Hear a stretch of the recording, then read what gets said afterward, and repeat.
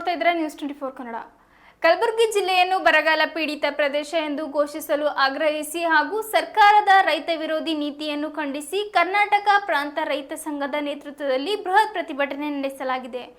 ಗುಬ್ಬುರುಕೆ ಗ್ರಾಮದ ಬಳಿ ರಾಜ್ಯ ಹೆದ್ದಾರಿ ತಡೆದು ರೈತರು ತೀವ್ರ ಆಕ್ರೋಶ ಹೊರಹಾಕಿದ್ದಾರೆ.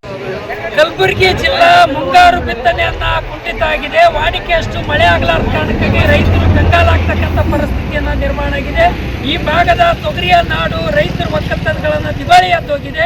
ಇವತ್ತು ದನ ಕರುಗಳಿಗೆ ಮೇವಿಲ್ಲದೆ ಇವತ್ತು ಪರದಾಡ್ತಕ್ಕಂಥ ಪರಿಸ್ಥಿತಿ, ಗಂಭೀರವಾದಂಥ ಪರಿಸ್ಥಿತಿ ಎದುರಿಸಿದೆ. ದನ ಕರುಗಳಿಗೆ ಕಣಕಿ ಗೋಶಾಲೆ ತೆರಿಬೇಕಂತಕ್ಕಂಥ ಮಾತನ್ನ ಈ ಭಾಗದ ರೈತರನ್ನ ಒಕ್ಕರೋಲಿನಿಂದ ಒತ್ತಾಯನ ಮಾಡ್ತಿದ್ದಾರೆ. ಈ ಭಾಗದಲ್ಲಿ ಅತಿ ಹೆಚ್ಚು ಸಿಹಿ ಬೆಳೆದ ಕೈ ಉಳ್ತಕ್ಕಂಥ ಕಬ್ಬು ಬೆಳೆಗಾರರನ್ನ ಕಬ್ಬನ್ನು ಒಣಗಿ ಹೋಗ್ತಕ್ಕಂಥ ಪರಿಸ್ಥಿತಿ ನಿರ್ಮಾಣ ಆಗಿದೆ. ಇವತ್ತು ಯಾವುದೇ ಕಾರಣಕ್ಕೂ ಭೀಮಾ ನದಿಯನ್ನು ಬತ್ತಿ ಹೋಗಿದೆ. ಯಾವ ಮಹಾರಾಷ್ಟ್ರ ಉಜಿನಿ ಡ್ಯಾಮದಿಂದ 15 TMC ನೀರನ್ನ ಬಿಡಬೇಕಾಗಿತ್ತು, ಅದ್ರ ಸಂಬಂಧಪಟ್ಟಂಗೆ ಸರ್ಕಾರನ ಮುತುವರ್ಜಿ ತೋರಿಸ್ತದೆ.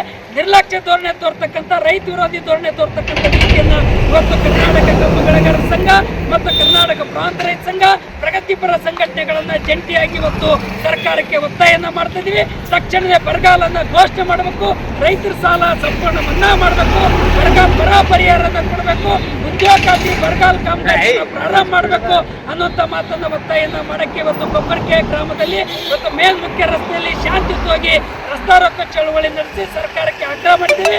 ಗುಲ್ಬರ್ಗಕ್ಕೆ ತೊಗರಿಯ ನಾಡಿಗೆ ಇವತ್ತು ಕರ್ನಾಟಕ ರಾಜ್ಯದ ಮುಖ್ಯಮಂತ್ರಿಗಳನ್ನ ಬಂದು ಇವತ್ತು ಬರಗಾಲನ್ನ ಘೋಷಣೆ ಮಾಡೋದು ಸಂಬಂಧಪಟ್ಟಂಗ ಬರಗಾಲ ಕುರಿತು ಅಧ್ಯಯನ ಮಾಡಕ್ ಬಂದೀನಿ ಅಂತಕ್ಕಂಥ ಮಾತನ್ನು ಹೇಳಿ ಇವತ್ತಿಗೆ ಸುಮಾರು ದಿನಗಳ ಕಳೆದರೂ ಕೂಡ ಯಾವುದೇ ಕಾರಣಕ್ಕೂ ಕೂಡ ಬರಗಾಲನ್ನ ಘೋಷಣೆ ಮಾಡಲಾರದೆ ಇರದೆ ಇವತ್ತು ಸುಮಾರು 110 ವರ್ಷಕ್ಕೂ ಹಿಂದೆ ನಡೆದಿರ್ತಕ್ಕಂಥ ಭೀಕರ ಬರಗಾಲ ಏನು ಬಂದಿತ್ತು, ಅದಕ್ಕಿಂತ ಭೀಕರವಾಗಿರ್ತಕ್ಕಂಥ ಬರಗಾಲದ ಇವತ್ತು ಎದುರಿಸ್ತಾ ಇದ್ದೀವಿ ಅನ್ನೋಂಥ ಮಾತನ್ನು ಇವತ್ತು ಗಂಭೀರವಾಗಿ ಗಮನಿಸಬೇಕಾಗಿದೆ. ಮೊನ್ನೆ ಪ್ರಜಾವಾಣಿಯಲ್ಲಿ ಒಂದು ದೊಡ್ಡ ಆರ್ಟಿಕಲ್ ಬಂದಿದೆ, ಎಲ್ ನೀನೋ ಎನ್ ನೀನೋ, ಇವೆರಡನ್ನ ವಿಚಾರನ್ನ ಮಾಡಿ ನೋಡಿದ್ರೆ ಎಲ್ ನೀನೋನ್ನ ಏಪ್ರಿಲ್ 25ನೇ ತಾರೀಕು ಬಿಬ್ಬಾರದಲ್ಲಿದೆ. ಸರ್ಕಾರಕ್ಕೆ ಒಂದು ಮಾಹಿತಿಯನ್ನು ಕೊಟ್ಟಿರ್ತಕ್ಕಂಥದ್ದು ಹವಾಮಾನ ಇಲಾಖೆಯವರು ಮುಂಜಾಗ್ರತಾ ಕ್ರಮನ ಬರಗಾಲ ಕುರಿತು ಯಾವುದೇ ಕಾರಣಕ್ಕೂ ತೋಳಾರ್ದನೆ ಇರ್ತಕ್ಕಂಥದ್ದಿದೆ. ಇದು ರೈತ ವಿರೋಧಿ, ಗ್ರಾಮೀಣ ಪ್ರದೇಶದ ಬಡವರ ಜನವಿರೋಧಿ ನೀತಿಯನ್ನ ಅನುಸರಿಸ್ತಕ್ಕಂಥ ನೀತಿಯಲ್ಲಿದೆ. ಬೇಜವಾಬ್ದಾರಿ ತೋರಿಸ್ತಕ್ಕಂಥದ್ದು ಕೇಂದ್ರ ಮತ್ತು ರಾಜ್ಯ ಸರ್ಕಾರ ನೀತಿಯನ್ನು ಕೈಗೊಳ್ಳಿ. ತಕ್ಷಣ ಇವತ್ತು ಬರಗಾಲದ ಘೋಷಣೆ ಮಾಡಬೇಕು. ಗ್ರಾಮೀಣ ಪ್ರದೇಶದಲ್ಲಿ ಬಾವಿಗಳಲ್ಲಿ ನೀರು ಬರ್ತದೆ, ಬೋರ್ವೆಲ್ಗಳಲ್ಲಿ ನೀರು ಬರ್ತದೆ, ಕುಡಿಯುವ ನೀರಿನ ಆಕಾರ ಕೂಡ ತುಂಬಾ ಗಂಭೀರ ಆಗ್ತಕ್ಕಂಥ ಪರಿಸ್ಥಿತಿಯನ್ನು ನಿರ್ಮಾಣ ಆಗಿದೆ.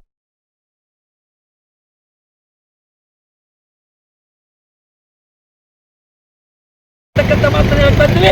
ಇದ್ರ ಎಲ್ಲದರ ಜೊತೆಯಲ್ಲಿ ಇವತ್ತೇನಾಗಿದೆ, ವಯಸ್ಸು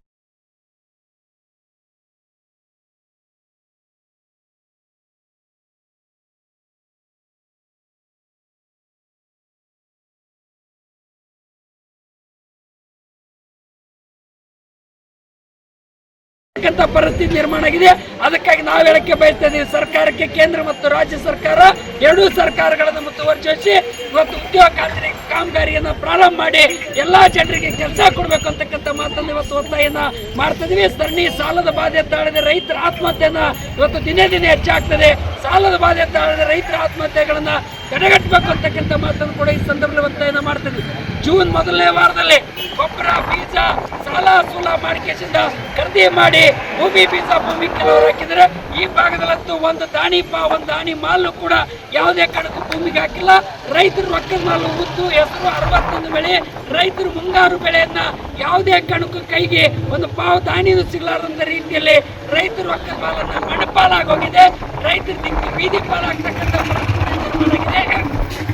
ಅದಕ್ಕಾಗಿ ಸರ್ಕಾರನ ಮುತುವರ್ಜಿ ವಹಿಸಿ ಬರಗಾಲ ಘೋಷಣೆ ಮಾಡಿ ರೈತರ ಸಾಲ ಮನ್ನಾ ಮಾಡಬೇಕು, ಬರ ಪರಿಹಾರನ ಕೊಡಬೇಕು, ಬಾಕಿ ಇನ್ಸೂರೆನ್ಸ್ ಬೆಳೆ ವಿಮೆ ಹಣನ ಬಿಡುಗಡೆ ಮಾಡಬೇಕು ಅನ್ನೋಂಥ ಮಾತನ್ನ, ಬರಗಾಲ ಕಾಮಗಾರಿಯನ್ನು ಪ್ರಾರಂಭ ಮಾಡಬೇಕು ಅಂತಕ್ಕಂಥ ಮಾತನ್ನು ಒತ್ತಾಯಿಸಿ ಇವತ್ತು ಕೊಬ್ಬರಿಕೆ ಗ್ರಾಮದಲ್ಲಿ ಮುಖ್ಯ ಹೆದ್ದಾರಿಯನ್ನ, ರಾಜ್ಯ ಹೆದ್ದಾರಿಯನ್ನ ತಡೆದು ದೇವು ಬಿರಾದರ್ ಅವರ ನೇತೃತ್ವದಲ್ಲಿ ಸಂತೋಷ್ ಮಲ್ಗೊಂಡ, ಚಂದಪ್ಪ ಪೂಜಾರಿ, ಸಾಯಿಬಣ್ಣ ಕೋರ್ಬಾ ಇನ್ನಿತರ ಎಲ್ಲರೂ ಈ ಪ್ರಗತಿಪರ ಚಿಂತಕರು, ಪ್ರಗತಿಪರ ಸಂಘಟನೆಗಳು, ದಲಿತ ಸಂಘಟನೆಗಳು, ಎಲ್ಲಾ ಮಹಿಳೆಯರು, ಎಲ್ಲಾ ತಾಯಿಯಂದರ ನೇತೃತ್ವದಲ್ಲಿ ಈ ಒಂದು ಹೋರಾಟ ನಡೆದಿದೆ ಅಂತಕ್ಕಂಥ ಮಾತನ್ನ ಹೇಳಕ್ಕೆ ಬಯಸ್ತೀವಿ. ಇದು ಹೋರಾಟ, ರಸ್ತೆ ರೋಕ ಚಳವಳಿ ಸರ್ಕಾರಕ್ಕೆ ಎಚ್ಚರಿಕೆ ಮಾಡಕ್ಕೆ, ರೈತರ ನೆರವಿಗೆ ಸರ್ಕಾರ ಧಾವಿಸಬೇಕು.